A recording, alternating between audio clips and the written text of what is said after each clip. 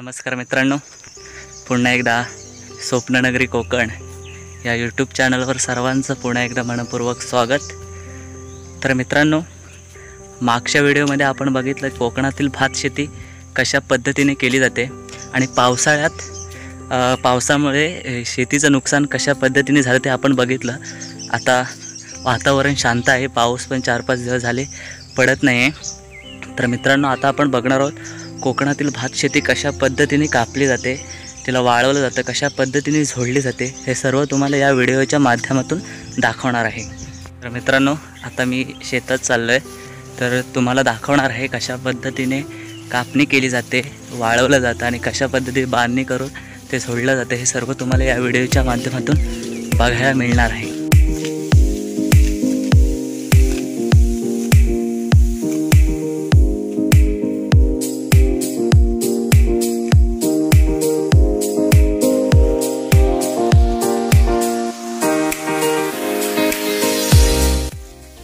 Finally मित्रांनो, आपण आता शेतामध्ये पोहोचलोय।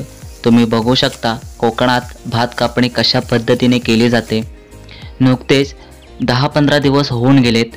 पावसाने जो हाहाकार माजवला होता तो सध्या कमी आहे, त्यामुळे कोकणात भात कापून ते वाळवणे शक्य झाले। तर मित्रांनो, या व्हिडिओमध्ये आपण संपूर्ण माहिती बघणार आहोत की कोकणात भात कापणी कशा पद्धतीने केली जाते।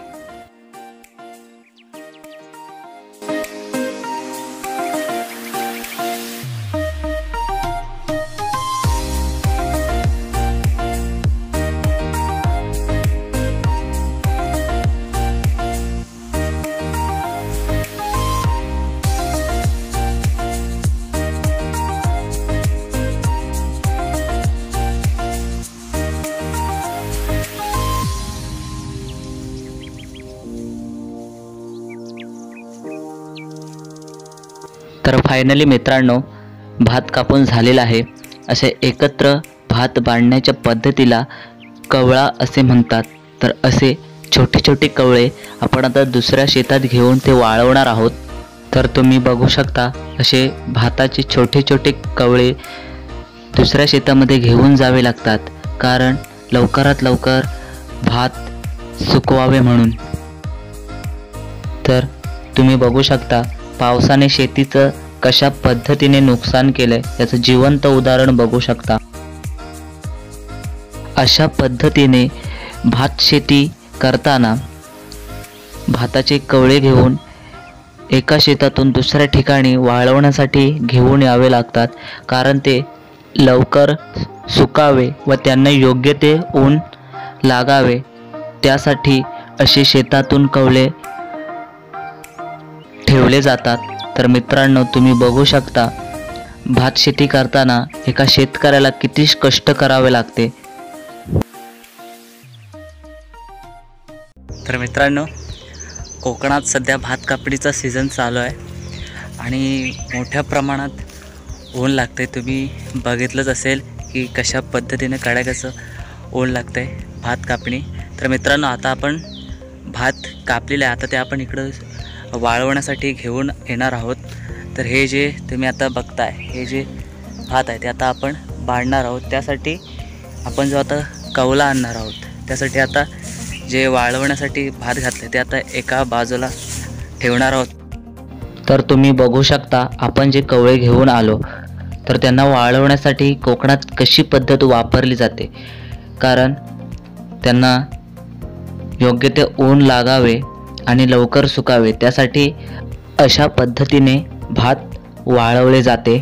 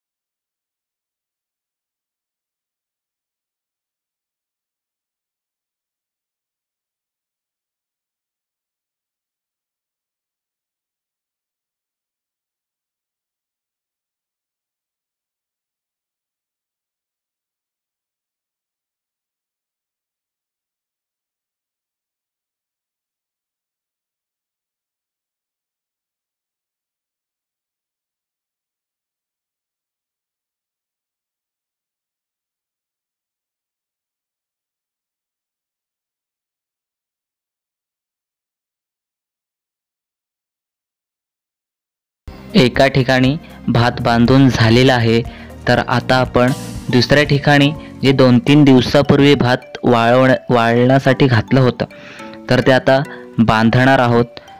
कोकणात या भात शेतीच्या कामाला म्हणजेच भात कापणे असेल, बांधणे असेल, वाळवणे असेल, झोडणे असेल, तर कोकणात या संपूर्ण कामाला सराय असे म्हटले जाते. प्रत्येक ठिकाणी अलग अलग नाव असेल, गावोगावी अलग अलग नाव असेल. तर या कामासाठी खास पुण्याहून बोलवले भात बांधण्यासाठी, झोडणीसाठी आमचेच नातेवाईक. शेतीचं दुसरं कोणतंही काम करायला आवडेल, पण सराय म्हटलं तर अंगाला लगेचच खाज उठायला सुरुवात होते. कारण शेतात भात पिकल्यानंतर लगेचच जाणवतं की आपले खाजीचे दिवस आलेले आहेत.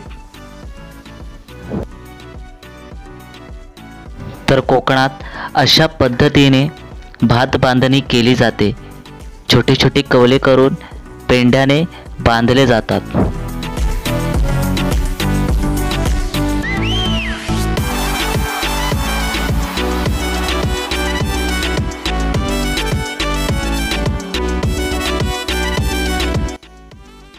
तर अशा पद्धतीने भात बांधून त्याच्या आपण आता भारे बांधणार आहोत.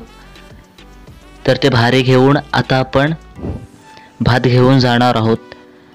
तर मित्रांनो, तुम्ही बघू शकता पुण्याहून आलेला खास माणूस भात बांधण्यासाठी, सुट्टी होती म्हणून भात बांधण्यासाठी गावी आला. तर तुम्ही यांनाही देखील बघू शकता विश्रांतीसाठी सावलीत बसताना दिसत आहेत. पण कोकणात या सराईच्या वेळी खूप कडाक्याचं ऊन असतं. तर इकडे देखील तुम्ही बघू शकता भाताची अडवी घालताना दिसत आहेत. त्याचप्रमाणे इकडे भाताचे भारे घेऊन जाताना दिसत आहेत. तर अशा पद्धतीने भात बांधून झालेला आहे. आपण ते आता घेऊन जाणार आहोत. तर तुम्ही बघू शकता अशा पद्धतीने कोकणात भात एकत्र बांधलं जातं. त्याला भारे असे म्हटले जातात. मी अगोदरच म्हटलं आहे, प्रत्येक गावोगावी अलग अलग नाव असेल.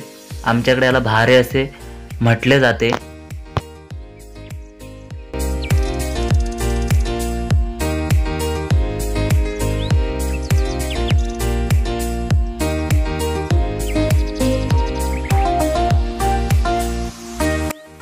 तर हे भारे घेऊन जाण्यासाठी माझ्या समेत जे पुण्याहून आपली माणसं आलेली ते देखील येताना दिसत आहेत. आपण कितीही शहरामध्ये गेलो, जर आपल्याला 2-3 दिवस सुट्टी असेल तर प्रत्येक व्यक्तीला कोकणातील ओढ लागलेलीच असते. मग कोकणात कोणताही सीझन चालू असू दे. तर तुम्ही बघू शकता कशा पद्धतीने भारे घेतले जात आहेत आणि ते घेऊन जाणार आहोत तेही तुम्ही बघू शकता.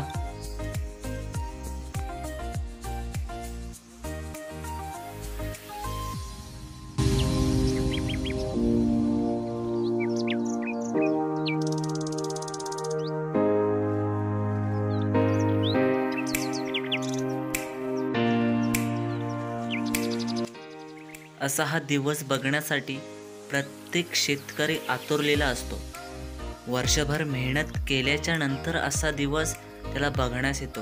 पण सध्याची शेती बघता या पावसामुळे शेतीचं खूप नुकसान झालेलं आहे. त्यामुळे धान्य पिकलं नाही. कारण जेव्हा पीक पसवत होतं तेव्हाच मोठ्या प्रमाणात पाऊस पडला आणि शेतीचं नुकसान झालं.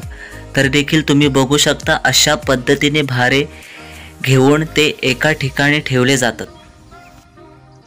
तर सर्व भात बांधून झालेला आहे आणि आता संध्याकाळ देखील झालेली आहे. तर आपण जे आता भात आणलेला आहे ते आपण आता झाकून ठेवणार आहोत. कारण पावसाचा काहीच मेल नाही, कधी पण पडतोय. त्यासाठी आता भात आपण झाकून ठेवणार आहोत.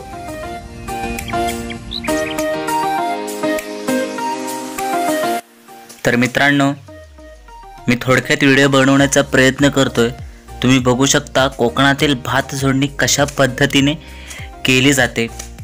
तर आपण आता बघतोय सुरुवातीला जर भात झोडणी केली जाते त्याला मांडी असे म्हटले जाते आणि इकडे पेंडा टाकून जे भात झोडलं जाते त्याला सुवारा असे म्हटलं जातं। तर तुम्ही बघू शकता मांडीवर कशा पद्धतीने भात झोडलं जात आहे।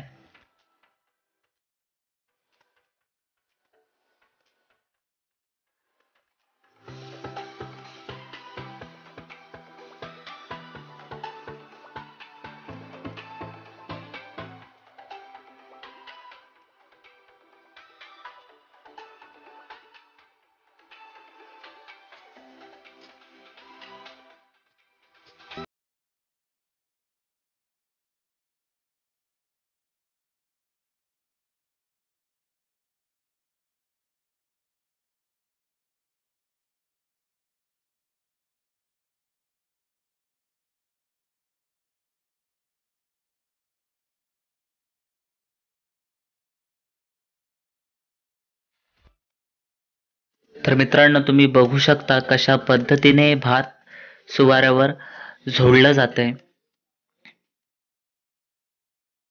इकडे देखील तुम्ही बघू शकता भात झोडून जो पेंडा आहे तो आपण आता एकत्र ठेवणार आहोत। तर एकत्र ठेवण्याच्या पद्धतीला कोकणात अडवी असे म्हटलं जातं। तर बघू शकता कशा पद्धतीने पेंडा रचला जातोय। एकत्र ठेवण्याची ही पद्धत आहे, खूप अलौकिक आणि देखण्यायोग्य आहे। तर तुम्ही बघू शकता कोकणातील ही पारंपरिक पद्धत।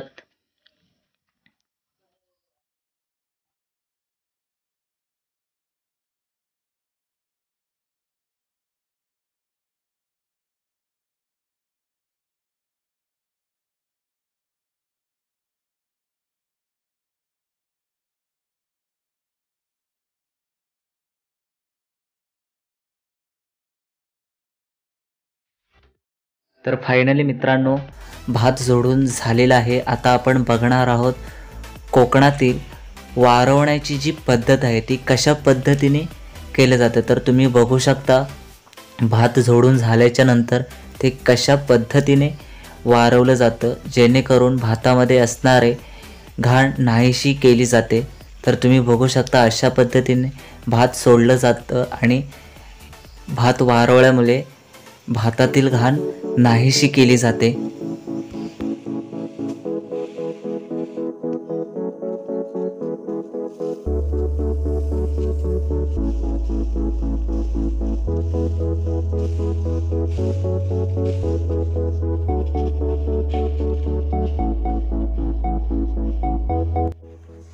तर फायनली मित्रांनो भात देखील वारवून झालेला आहे आणि आता मांडीतील जो नारळ असतो तर अशा पद्धतीने ठेवला जातो।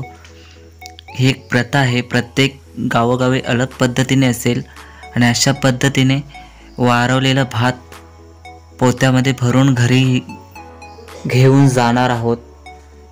तर मित्रांनो ही व्हिडिओ आवडली असल्यास आपल्या चॅनलला नक्की लाईक करा, शेअर करा, सबस्क्राईब करा आणि बेल आयकॉनला क्लिक करा जेणेकरून कोकणातील नवीन व्हिडिओ आपल्याला बघायला मिळेल। तर मित्रांनो हा छोटासा प्रयत्न कोकणातील भात कशा पद्धतीने केली जाते हे तुम्हाला दाखवलं आहे। काय चुकलं असेल तर क्षमा करा आणि पुढील येणाऱ्या व्हिडिओज मोठ्या प्रमाणात प्रतिसाद द्या।